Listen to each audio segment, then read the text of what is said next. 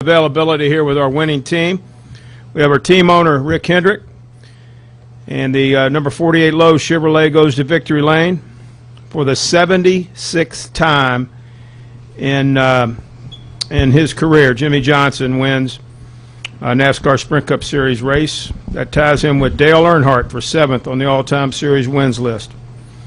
And Rick, I know that very, very proud of, obviously, of Jimmy's effort today, but had to be proud of the Hendrick Motorsports group that showed some real strength out there today. Just talk about how you thought things went for Jimmy's team and also your entire team.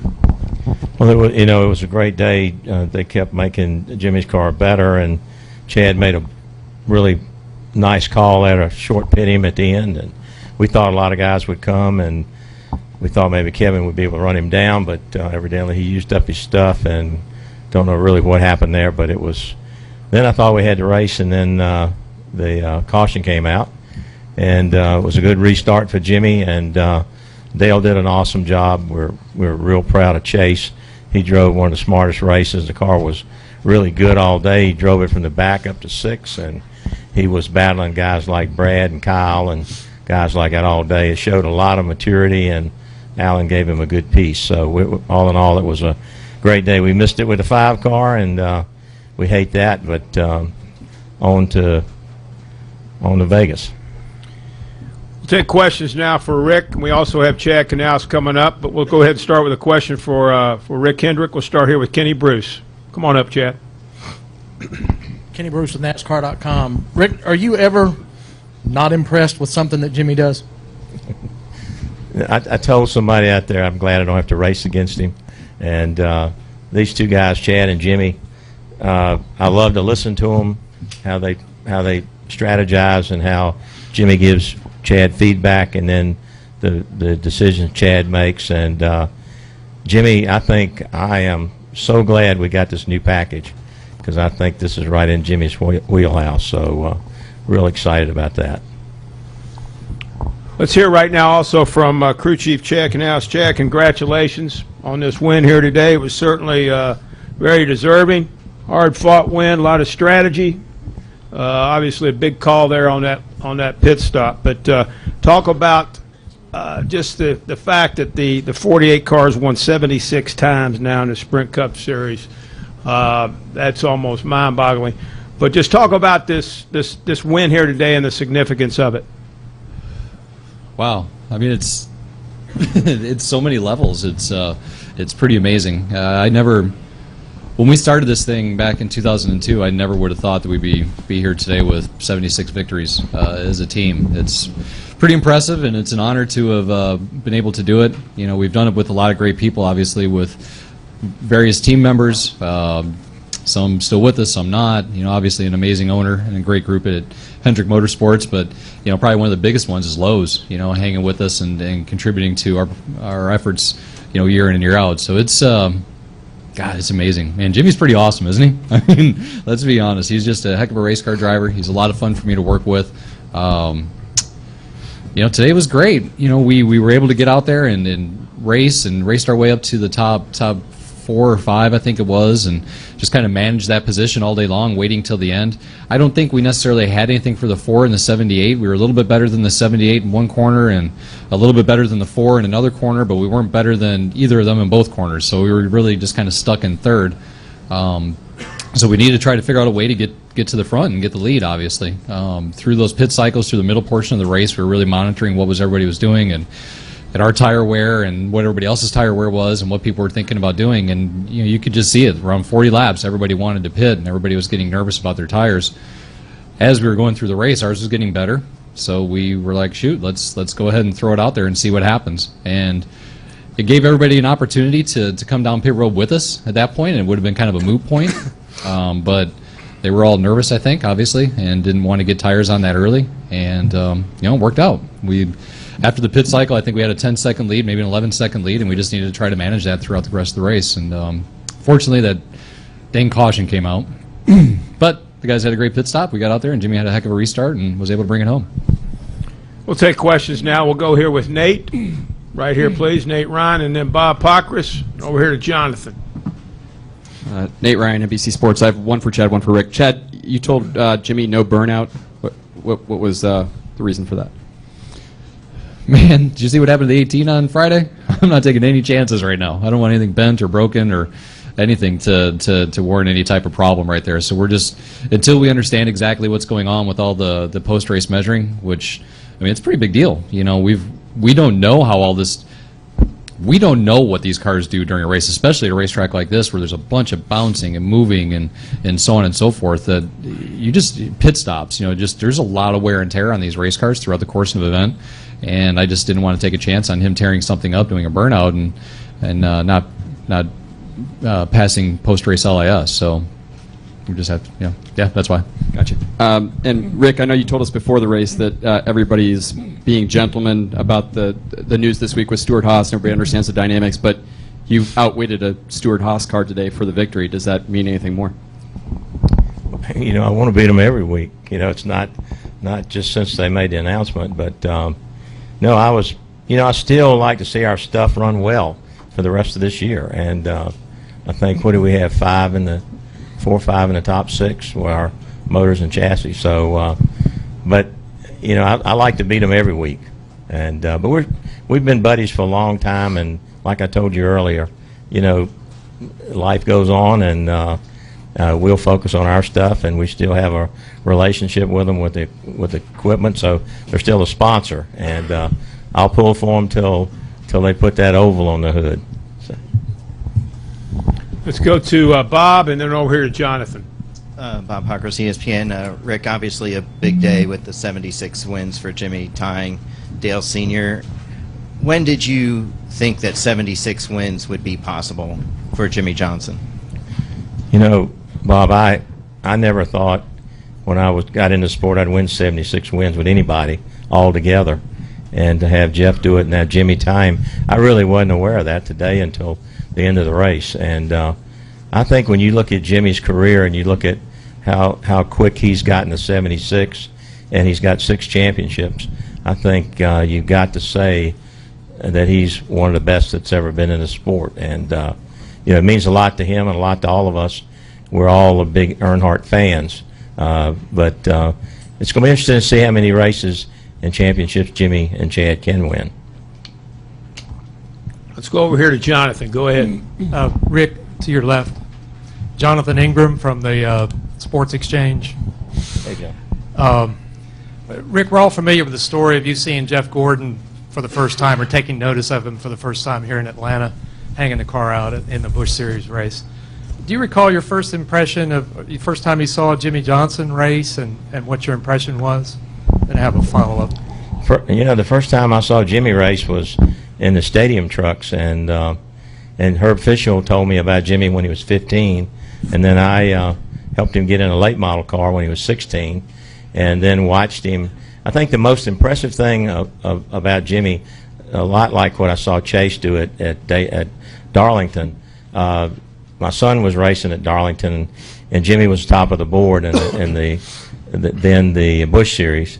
And so Jeff Gordon and I walked over to Jimmy and said, can Ricky come over here and talk to you?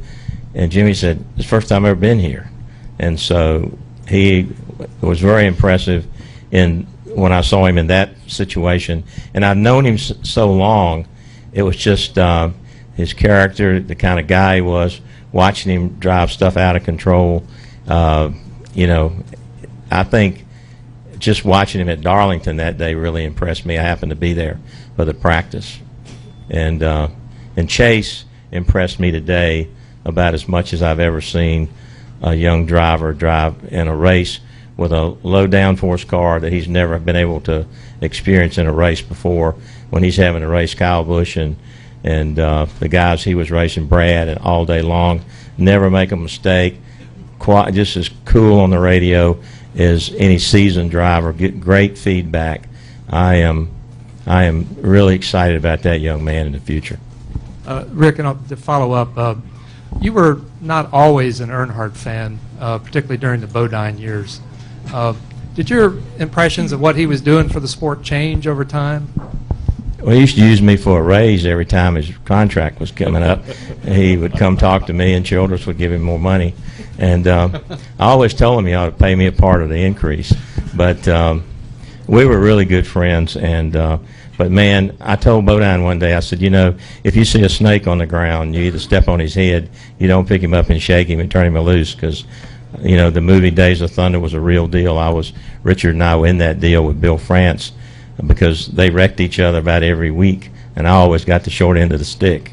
But no, back in those days, you know, it was a fierce battle. But after that, you know, before and after, it was good. Any questions in the press box? No questions. Let's come back here. Jerry, you have a question, and we'll go to Bob. And then we'll take two over here. Go ahead. Chad, Jerry Jordan, PRN, and Kick Up the Tires. When we hit 100 laps with no caution and then 200 laps with no caution, what was going through your mind, and did that play any effect strategy-wise or cause you any issues? You know, this is the type of racetrack, honestly, that you see a lot of long green flag runs because the tire wear is so high that the drivers are just trying to stay away from everybody and just stay in control. So I wasn't really shocked that we came out of the gate with a couple of long green flag runs at that point. I was a little surprised how quickly people were willing to short pit and not wait for a failure. That showed a lot of maturity, I think, throughout the whole garage area. Nobody wanted to take a risk and have a situation to where they created a big caution or had a tire come apart, which is different than what we've seen in the past. Typically, people go and go and go until they do have a tire failure, and then we just kind of it just becomes habitual after that, right? But it wasn't unexpected by any stretch. Let's take two over here on the side, and then we'll be done. Oh, I'm sorry, Bob Pockris, and we'll take Stan and finish with the gentleman in the back. Go ahead. Bob Pockris, ESPN. Chad, you talked about, you know, making the choice to pit. Were you pretty confident of the win at that point? Are you like, I got Jimmy Johnson, and he's going to wheel it and win this thing and take care of the tires, or did you feel it was a pretty big gamble? It was a gamble, for sure. We hadn't gone that far yet on a set of tires, so we wanted to... We were trying to figure out what to do. We were chatting about it, myself and my engineers, you know, who do a great job. And we could have easily just hung out and finished third, but we weren't going to pass those guys. So we had to do something. So it was just a matter of how early to pit, because if we didn't pit early enough, if we only pitted just a couple laps earlier than everybody else, it would have pulled the rest of them down with us. So we had to make it to where we did it to where they were uncomfortable and not willing maybe to take that risk. So yeah, I mean, it was. We felt confident that once we got out there and once the four started to get into some traffic and we were monitoring his lap times, that we kind of had it at that point. If it went green, which it didn't. So. Final two. Stan, go ahead, and then the gentleman in the back. Stan Creekmore with RPMTonight.com. Rick, this is for you, sir. A lot of young race fans nowadays don't understand the challenges of a race like this and how exciting it truly is. What would you say to a fan who said, what was it that was exciting about that race all day long?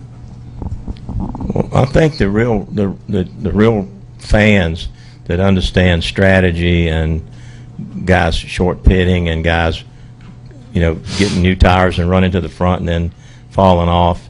And I think if we'd had some cautions, the fans would have gotten a heck of a show. But you know, we didn't get a lot of cautions.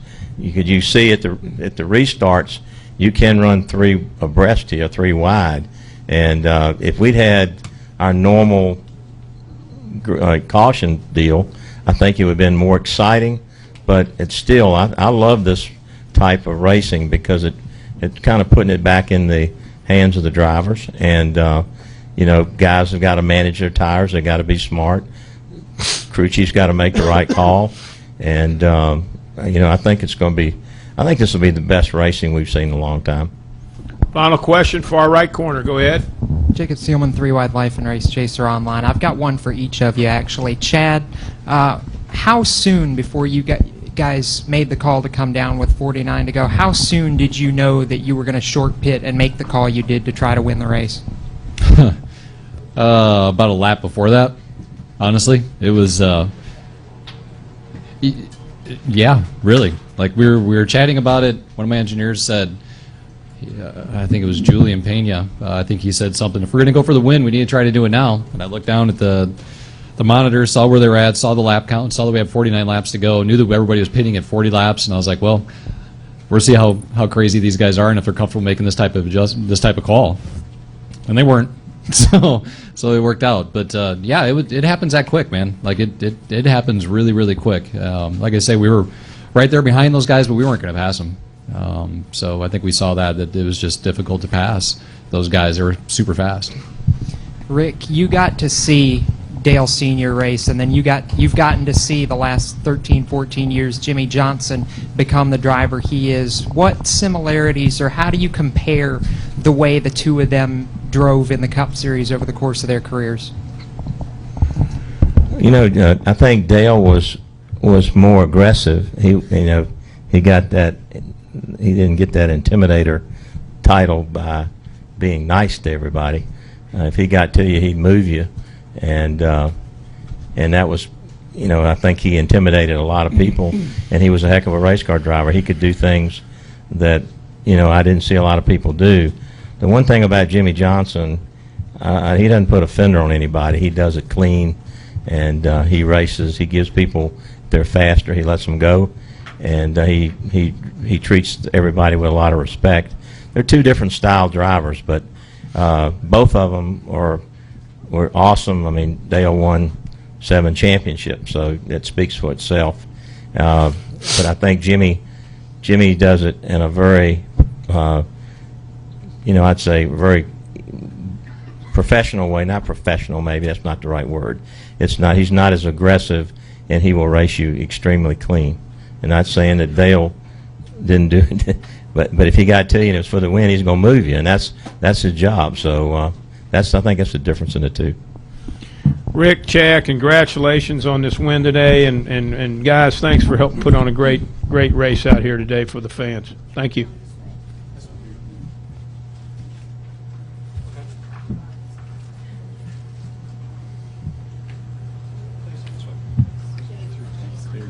Yeah, we're good. Good through 10. Yeah, it's fine. Thank you. Why are you making me all